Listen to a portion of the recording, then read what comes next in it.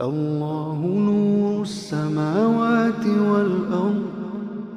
ہم دیکھیں گے بابلی تہذیب کو، یہ وہ تہذیبیں ہیں جو قدیم دور کی اہم ترین تہذیبیں سمجھی جاتی ہیں۔ بابلی تہذیب جس کو سومری تہذیب بھی کہا جاتا ہے اور اشوری تہذیب بھی کہا جاتا ہے، اس تہذیب میں عورت کا بہت برا حال تھا۔ عورت سے انتہائی برا اور توہین آمیز سلوک کیا جاتا تھا، اور اس کی مظلومیت کی انتہا یہ تھی کہ مرد کو کلی طور پر اختیار حاصل تھا، وہ عورت کے ساتھ جیسا چاہتا معاملہ کر سکتا تھا۔ مرد با اختیار تھا، سردار تھا، اور بعض جگہوں پر اسے اپنی بیوی کو قتل کرنے والے سے اپنے قرضوں کی ادائیگی میں باندیوں کی طرح بیچنے کا اختیار بھی حاصل تھا۔ یعنی جیسے اور چیزیں بکتی تھی ایسے عورت بھی بک جاتی تھی، اور مرد اپنے مقاصد کے حصول کے لیے عورت تک کو بیچ ڈالتا تھا۔ جو شخص بھی تاریخ کا مطالعہ کرتا ہے اسے پتہ لگ جاتا ہے کہ ایک عورت چاہے بیوی ہو یا بیٹی، اس دور میں اس کی حیثیت شوہر کے ہاتھ میں بکاؤ مال جیسی تھی۔ جب بھی کسی شخص کو مالی طور پر پریشانی ہوتی تو وہ اپنی بیٹیوں تک کو بدکاری کے لیے مجبور کرتا تھا تاکہ مالی حالات درست ہو سکیں۔ تو یہ صرف جدید تہذیب ہی میں مظاہر نہیں ملتے، یہ بہت قدیم تہذیب میں، بہت قدیم جاہلی ادوار میں بھی اسی طرح کا معاملہ تھا۔ اگر ہم اس بابلی تہذیب میں عورت کے نکاح کو دیکھیں تو یہ خرید و فروخت کی طرح تھا۔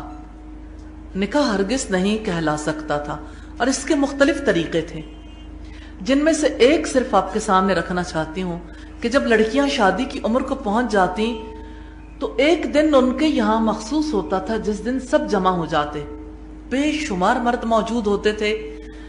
وہاں ایک دلال خوبیاں بیان کرتا تھا، خوبیاں بھی حلیہ بھی، پھر یکے بعد دیگر لڑکیاں فروخت ہوتی چلی جاتی تھی۔ سب سے زیادہ خوبصورت لڑکی کی بولی سب سے پہلے لگتی تھی، اور جب بھاری قیمت وصول کر چکے ہوتے خوبصورت لڑکی کی بولی لگائی جاتی، لیکن ان سب کو اس شرط پر بیچا جاتا تھا کہ خریدار اس سے شادی کر لے گا۔ یہ ان کے یہاں نکاح کا سلسلہ تھا بابلی تہذیب میں۔ پھر شادی کے بعد ساری گھریلو مصروفیات عورت کی گردن پر ہوتی تھی۔ اس کی زندگی شوہر اور گھر کے درمیان مسلسل ایک تکلیف دہ زندگی ہو جاتی تھی۔ صبح و شام یہ عورت پانی لینے جاتی تھی، نہر سے لائے، کنویں سے لائے، چشمے سے لائے، چکی پہ گندم پیستی تھی، خود آٹا گوندتی، روٹی بناتی، سوت بھی خود ہی کاٹتی تھی، یعنی پہننے والے کپڑے بھی خود ہی بنانے ہوتے تھے، اوپر لینے والے کپڑے بھی خود ہی بنانے ہوتے تھے۔ تو یوں یعنی ہر نوعیت کے وہ کام جس میں آج سہولتیں ہو گئیں عورت اپنے ہاتھ سے انجام دیتی تھی۔ اس کے ساتھ ساتھ بچوں کی پیدائش کا سلسلہ، پھر ان کی پرورش، ان کے دودھ پلانے کا سلسلہ جاری رہتا تھا۔ اگر سادہ لفظوں میں ہم دیکھنا چاہیں تو یہ عورت صبح و شام پستی رہتی تھی، جیسے گندم پستی ہے اسی طرح سے عورت بھی حالات کی چکی میں پستی رہتی تھی۔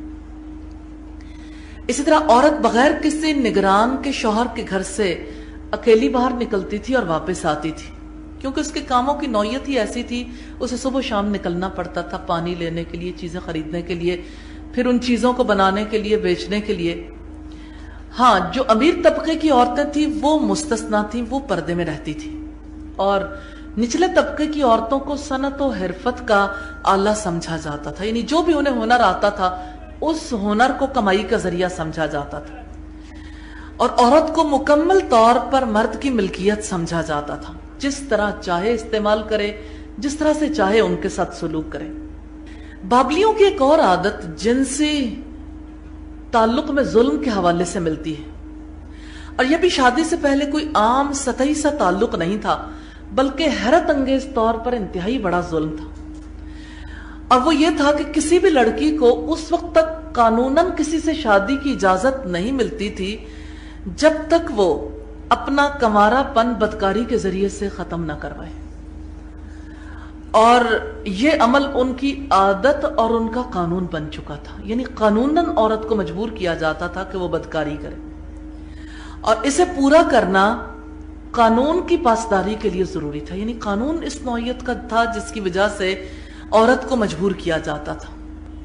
اور اس کی صورت یہ تھی کہ بابلی عورت ایک عبادت گاہ جسے زہرہ کہا جاتا تھا اس میں بیٹھ جاتی تھی، وہاں کسی بھی اجنبی سے بدکاری کرانا ضروری تھا۔ اس جگہ کو ہیکل زہرہ کہا جاتا تھا۔ ان کے سروں پر جو عورتیں وہاں بیٹھتی رسیوں کے تاج پڑے ہوتے تھے، عورتیں آتی جاتی رہتی تھیں اور اتنی زیادہ تعداد عورتوں کی ہو جاتی تھی، پھر اجنبی لوگ آتے تھے ان کے درمیان سے گزرتے اور اپنی پسند کی عورت لے جاتے تھے۔ جب عورت یہاں آ کر بیٹھ جاتی تھی پھر اس کے لیے جائز نہ تھا کہ دوبارہ بغیر اس کے گھر چلی جائے کہ جس مقصد کے لیے وہ آئی اسے پورا کرنا ضروری تھا۔ جو مرد اس کے ساتھ ناجائز تعلق قائم کرنا چاہتا وہ اس کی جھولی میں چاندی ڈال دیتا، اور وہ چاندی مقدس سمجھی جاتی تھی۔ استغفر اللہ۔ اگرچہ چاندی کم ہوتی تھی لیکن لوگ اس کو بہت تبرک سمجھتے تھے، پھر وہ اسی مرد کے پیچھے جاتی تھی جو اس کی جھولی میں چاندی ڈال دیتا تھا، کیونکہ اس کے لیے اس چاندی کو چھوڑنا جائز نہ تھا۔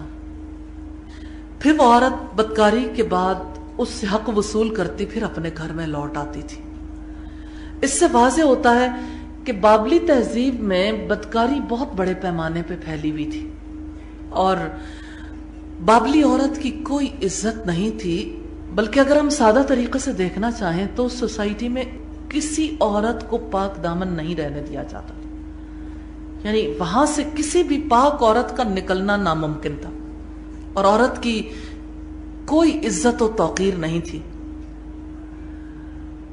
یہ وہ تہذیب تھی جس میں عورت کو انسانیت کا درجہ حاصل نہیں تھا، اور جس قسم کی عادات و اطوار اور قوانین ان کے معاشرے میں تھے عمومی طور پر معاشرے میں ان کو قبول نہیں کیا جاتا۔